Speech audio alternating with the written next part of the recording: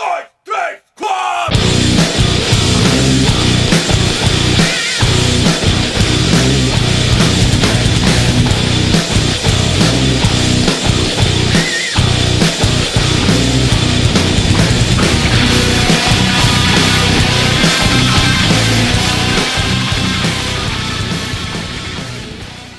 Hi there, welcome to Long Distance Review, and for this episode I'm going to look at the new album by the Scottish indie punk rock band Idlewild, and their new album's called Interview Music. Now, a little history with Idlewild. They were formed back in 1995, like I say, from Scotland, and they released their debut album in 1998 entitled Hope is Important.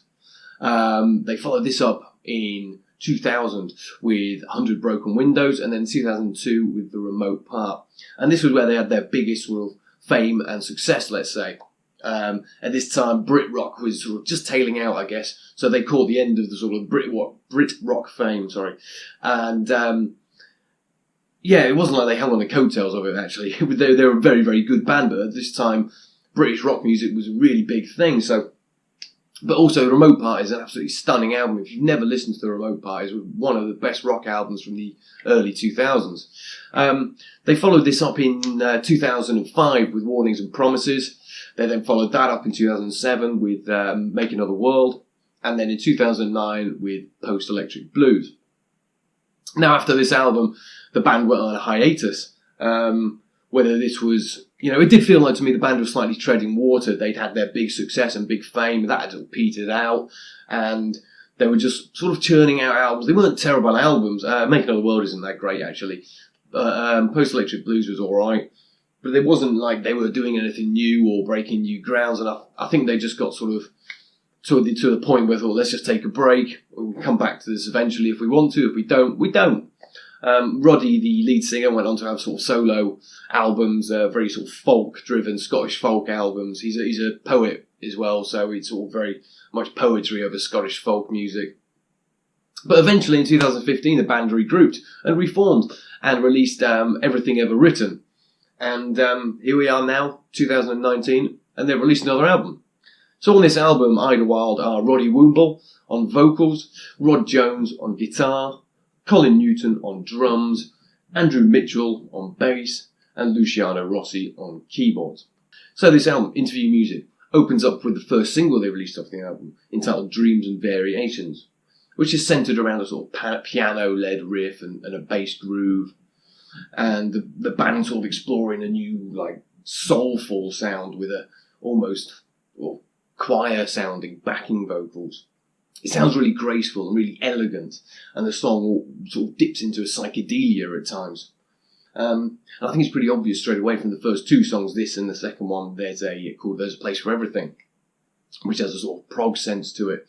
That the band are sort of looking into new sound for themselves, which is great, really. There's no point continuing as a band if you're just going to churn the same thing and tread water over and over again.